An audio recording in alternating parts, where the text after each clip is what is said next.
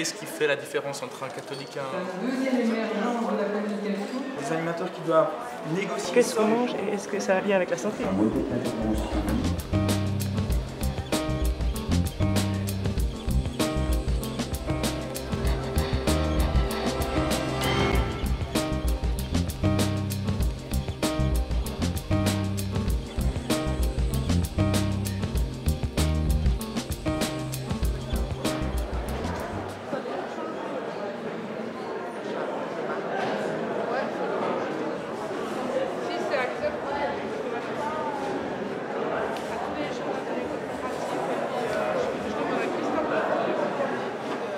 Alors, au nom de la plateforme, je vous adresse à tous la bienvenue pour ces journées qui sont intitulées « Agir ensemble autour de l'intégration et la collaboration », deux thèmes extrêmement importants pour l'animation socioculturelle.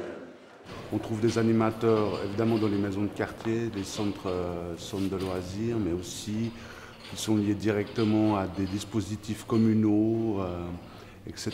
Ils interviennent dans les domaines de la santé, de l'action communautaire, du loisir évidemment, du développement communautaire, développement personnel aussi.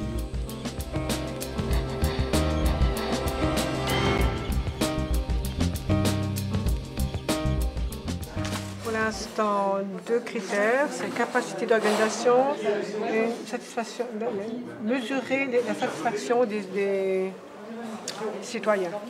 On peut continuer à travailler sur... On peut continuer de travailler sur cette pyramide en se disant, bon, ok, on mange, oui, mais qu'est-ce qu'on mange et est-ce que ça a lien avec la santé? Il me semble que ça en a. En fait, oui, alors c'est vrai qu'on a deux approches différentes. C'est très hiérarchisé, hein. C'est comme si tu ne pouvais pas te réaliser si tu n'avais pas assez à manger, alors qu'en fait, il y a des études qui ont été faites où c'est pas parce que tu n'as pas à bouffer ou tu as moins à manger que ton voisin que tu ne vas pas forcément te... De devoir quantifier, noter toujours tout ce qu'on fait pour dire, bon, j'ai passé tant de temps avec telle personne et tu dois te dépêcher d'aller vite voir une autre personne. C'est juste passer du temps et être avec la personne, ça suffit, quoi, des fois.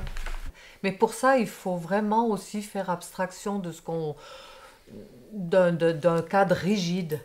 Il faut des fois sortir, être un peu plus amical, être un peu plus sensible. On vient d'organiser une journée qui a réuni 270 personnes autour de la question d'animation auprès des aînés.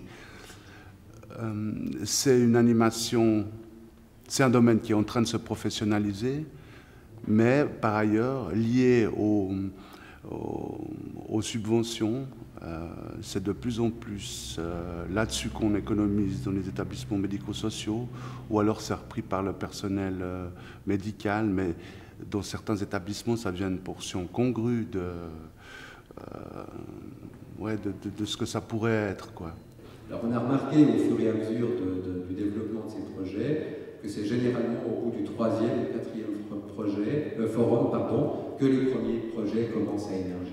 Alors ce qui est intéressant aussi, c'est de noter que par exemple à Yverdon, nous avons un processus que nous appelons quartier solidaire, mais qui recoupe le même schéma que ce que vient de nous présenter Olivier Harny. Tu veux reconnaître l'autorité, en l'occurrence de la ville de Neuchâtel, et vous vous positionnez de façon à reconnaître véritablement cette autorité-là qui n'est pas la vôtre. Alors, il est vrai qu'une des grandes finalités de l'animation, c'est la promotion de la démocratie participative. S'engager politiquement, c'est un moyen aussi de faire vivre une démocratie, puisque ça fait partie des moyens citoyens que nous connaissons dans nos pays dits démocrates. Et puis pour moi, à un moment donné, c'est important de ne pas rester juste spectateur de cette vie politique dont je n'en voyais que les faiblesses et les incohérences, et de me dire, mais vas-y, it's up to you. Si tu n'es pas content, au lieu de te plaindre, alors va essayer d'amener ta pierre, d'amener un petit peu cette impulsion. L'animation, à l'origine en tout cas, a un fort engagement politique au sens de la vie sociale, des enjeux de développement de la société. Et je pense que c'est absolument fondamental, notamment pour les nouvelles générations d'animatrices et d'animateurs, de garder, de développer cette conscience politique, c'est-à-dire que nous ne sommes pas uniquement des professionnels avec des mandats et des cahiers des charges, mais on travaille aussi avec une certaine finalité, des valeurs et une certaine conception de la vie en société. Là, on vient de finir un atelier d'intervention communautaire et qui est avec cette vision partagée qu'il y a à la fois un travail à mener pour augmenter la capacité des gens à identifier leurs problématiques et des fois aussi les négocier parce que dans un même quartier tout le monde n'a pas envie des mêmes choses, donc il faut déjà arriver à se les confronter parmi. Et puis quand il y a des problématiques repérées ou des besoins d'aménagement, des besoins de sécurité, des besoins d'image aussi, hein, il y a des quartiers qui sont disqualifiés dans l'image, donc voilà, des choses comme ça avec des idées qu'ont les gens. Il faut aller chercher des moyens, il faut aller s'adresser aux politiques et obtenir des moyens. Qu'est-ce qui fait la différence entre un catholique et un musulman? On s'en fiche, on s'en fiche. C'est de qu'est-ce qui va mobiliser lui dans la construction de son identité au sein du centre, comment il va justifier ses propres actes, ses propres façons de penser, ses propres façons d'être, comment il va se constituer en tant qu'une entité en regard des autres, mais que ce soit aussi des autres, pas seulement suisses, mais aussi le regard des autres, des Noirs. Et c'est ça, on voit vraiment ces communautés autour. À Bellevaux et la Borde, si on prend ça, c'est vraiment la Borde. Il y a tous les Africains, et à Bellevaux, il y a tous les musulmans. C'est qu'on ne peut pas parler d'intégration si l'intégration ne se fait pas dans les deux sens. C'est pour cela, nous, comme il a dit, on a beaucoup de jeunes musulmans chez nous et peu de Suisses. Comment on peut faire l'intégration dans ce sens? Alors peut-être qu'en tant qu'animateur, à un moment donné, on peut se sentir soi-même complètement dépossédé sans avoir d'informations ou de réponses. Mais je trouve qu'un des rôles, comme tu disais, un des rôles qu'on a, c'est justement ce rôle d'offrir l'échange et d'offrir la réflexion en fait. Je pense que le rôle de l'animateur là-dedans, c'est plutôt de valoriser le travail de ceux qui sont des producteurs de culture plutôt que d'y participer lui-même. Enfin, je vois ça plutôt comme ça. C'est quelqu'un qui va plutôt favoriser des émergences culturelles, quoi. Que ce soit des populations immigrées, plutôt des populations discriminées. Moi, je militerais plutôt pour ça, c'est-à-dire de faire émerger chez les gens dont on n'a pas l'habitude de les voir, de faire émerger une parole, de faire émerger des talents, etc.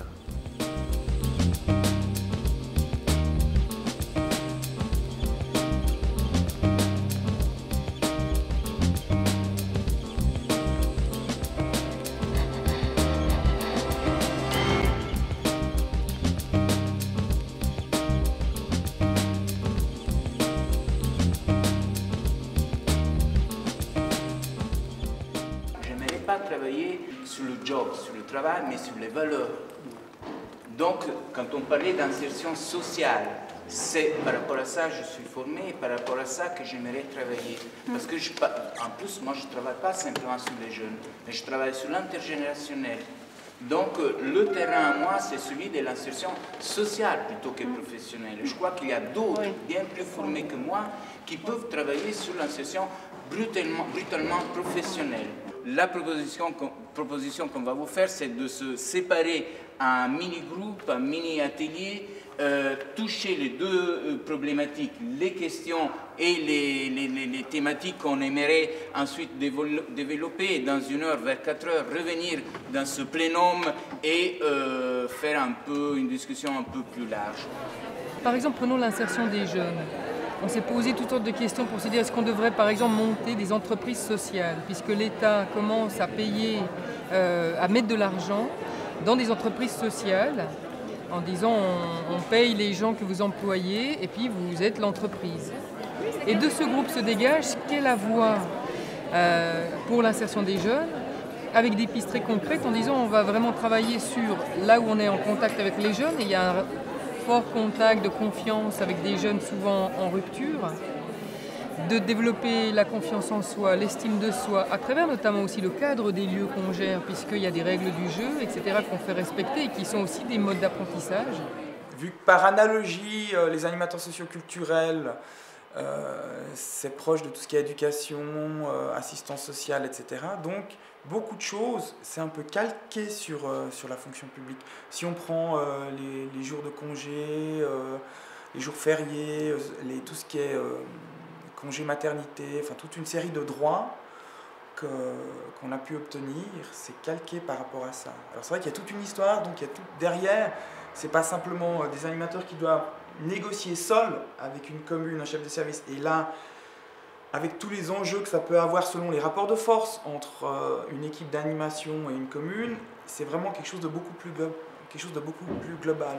Il y a une communication auprès des jeunes, effectivement, pour qui ce n'est pas du tout évident, hein, qu'on n'ait pas un travail à côté, aux familles des jeunes, au quartier, aux médias.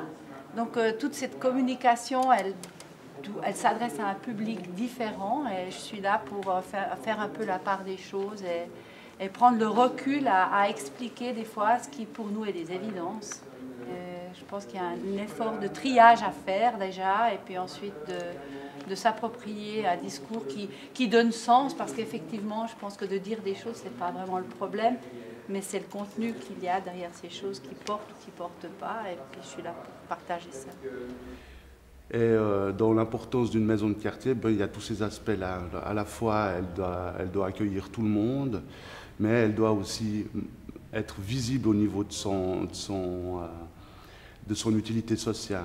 Donc si on prend par exemple la maison de quartier, c'est en développement aussi les accueils, c'est aussi en développant les centres aérés, toutes ces questions-là liées notamment à l'enfance et à l'adolescence, qu'on est bien repéré comme ayant une utilité sociale.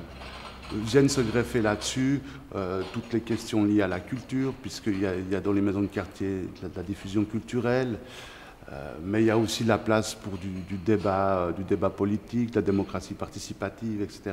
Sujets sur lesquels on avance, mais qui sont parfois un peu... qui ne sont probablement pas encore assez visibles dans la maison de quartier dans laquelle je travaille en particulier. Des communes de Renan, Bussigny et d'Écublens peuvent utiliser en fait tout l'éventail des outils proposés par Mobilette. Ce qui veut dire que nous avons accès à des ateliers de techniques de recherche d'emploi, des ateliers d'écriture de CV et de lettres de motivation, des appuis scolaires qui sont très demandés, un partenariat avec les psychologues conseillers en orientation, donc on peut aussi faire un bilan soit d'intérêt, soit d'aptitude. Pour moi, la surprise, c'est de voir combien il y a de l'intelligence dans ces 2 journées. Et en réunissant les animateurs, il y a vraiment des champs de travail qui se sont précisés dans une orientation d'action extrêmement concrète, qui permettront de les faire avancer rapidement par la suite. Pour moi, le grand défi de l'animation, c'est vraiment d'agir ce qui est dans nos textes fondateurs de métier, qui est d'agir le changement social. Pas changer pour changer, mais changer parce que la répartition de l'argent fait qu'un petit nombre augmente ses dividendes pendant qu'un nombre croissant se débrouille avec toujours moins. Je crois que les animateurs, profondément, ils ont un rôle à jouer parce que c'est des acteurs de changement, c'est des subversifs, c'est des gens qui ont aussi l'intelligence de l'analyse à des niveaux plus larges et puis qui ont la capacité de mettre des gens en route ensemble pour atteindre des rêves.